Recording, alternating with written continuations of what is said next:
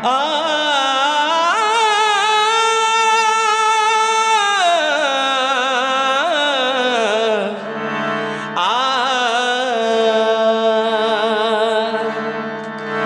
अखिया में लागल कजरिया हो, अखिया में लागल कजरिया हो, नजरिया संभार के चला। अखिया में लागल कजरिया हो, आ नजरिया संभार के चला। गजब गजब के लाग बजग में स्वार्थ भइल समाज हो। ई हवा न बाटे केहू संगतिया,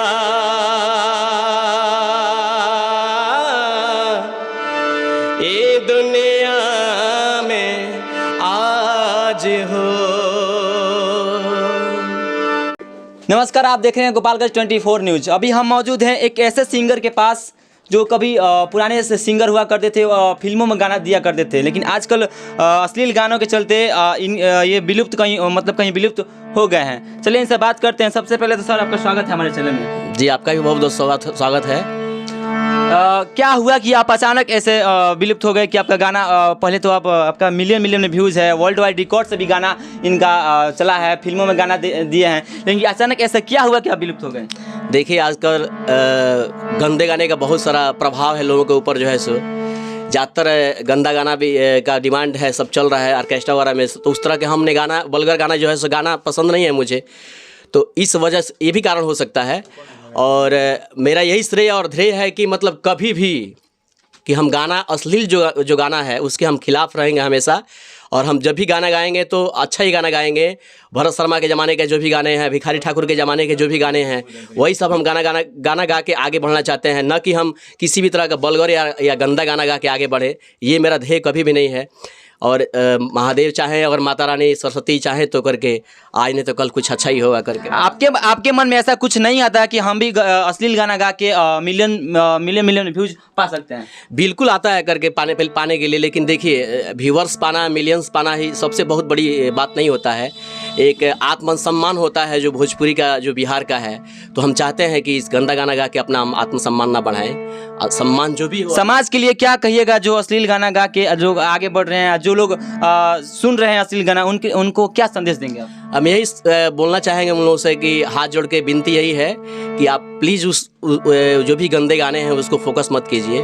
बहुत सारे अच्छे गाने भी हैं जो आप सुन सकते हैं, और वो भी गाने को बजा के सुन के, या जो भी ऑर्केस्ट्रा डीजे जिस तरह से भी अपना जो है, जो मज़ा है, जो भी है, इंजॉयमेंट कर सकते हैं। इससे हमारे समाज में क्या प्रभाव पड़ता है? इससे अश्लील गाना बज रहे हैं, उससे क्या प्रभाव पड़ता है? बहुत सारे प्रभाव पड़ते हैं। उस तरह के गाने का एक्टिंग लेके, या उस गाने का जो शब्द है, गंदे गाने, समाज में तरह तरह की घटनाएं घट रहे हैं करके, तो इससे समाज जो है से बिगड़ता चला जाता है। खासकर बिहार का नाम वैसे बदनाम होता चला जाता है। तो हम चाहेंगे बहुत, आप जैसे सुनने में आता है कि आप फिल्मों में भी गाने दिए हैं, मिलियन व्यूज़ है, फिर अचानक इस टाइम क्या हुआ कि आप गाना गाना छोड़ दिए?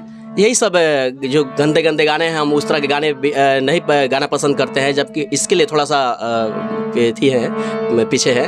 बाकी कोई बात नहीं है। अगर आगे जो भी है, बहुत सारी कंपनी है करके, उनसे हमारा बातचीत चालू है, जारी है।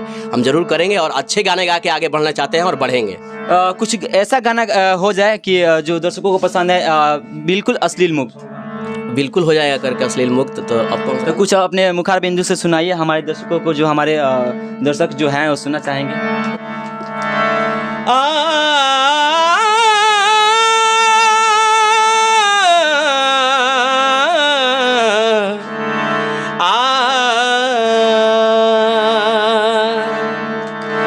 अखिया में लागल कजरिया हो, अखिया में लागल कजरिया हो, नजरिया संभार के चला। अखिया में लागल कजरिया हो, आ नजरिया संभार के चला। लहरेला पूर्वी बेअरिया हो, हाँ लहरेला पूर्वी बेअरिया हो, चुनरिया संभार के चला, अखिया मेला गल कजरिया हो, नजरिया संभार के चला।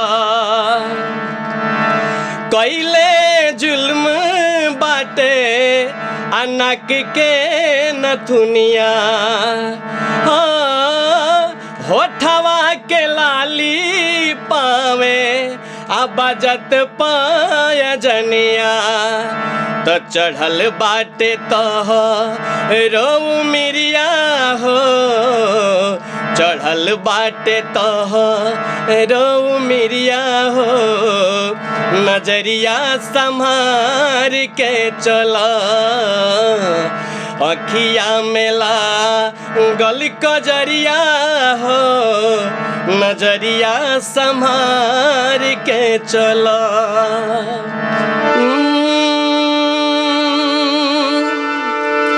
गजब गजब के लोग बजग में स्वार्थ भइल समाज हो,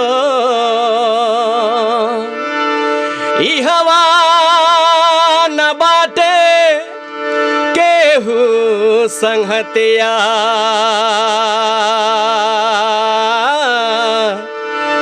ये दुनिया में आज हो,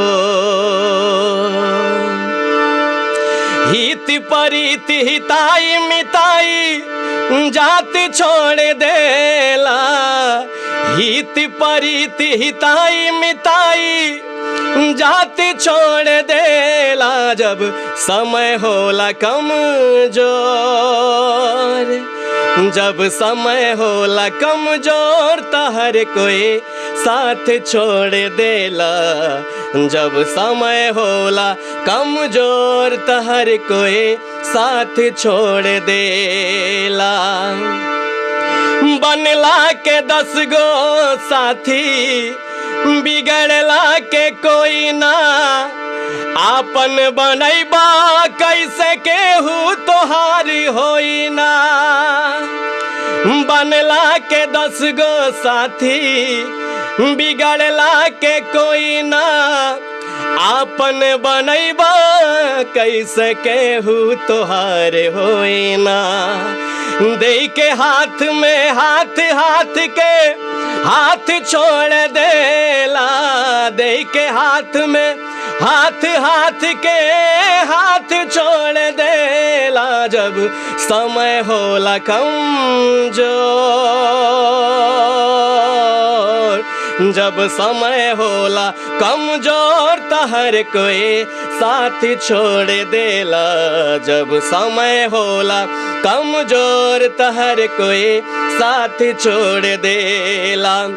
हित परित हिताई मिताई जात छोड़ देला, हित परित हिताई मिताई जात छोड़ देला, जब समय होला कमजोर त हर कोई साथ छोड़ देला, जब समय होला कमजोर त हर कोई साथ छोड़ देला।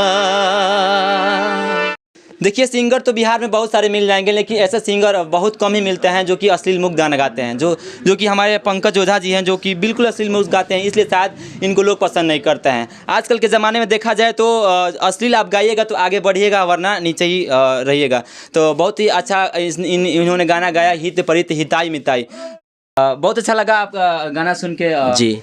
एक संदेश, क्या संदेश देना चाहिएगा अश्लील मुक्त गाना, जो अश्लील मुक्त हमारा समाज बने, जो भोजपुरी में अश्लील गाना आ रहे हैं, इसके लिए कुछ संदेश दीजिए जिससे लोगों को सुधार, लोग अश्लील गाना सुनना बंद करें। इसमें संदेश यही है कि आज भी भोजपुरी का जो भी गाने हैं, जो अच्छे अच्छे गाने हैं, आज भी ज़िंदा हैं।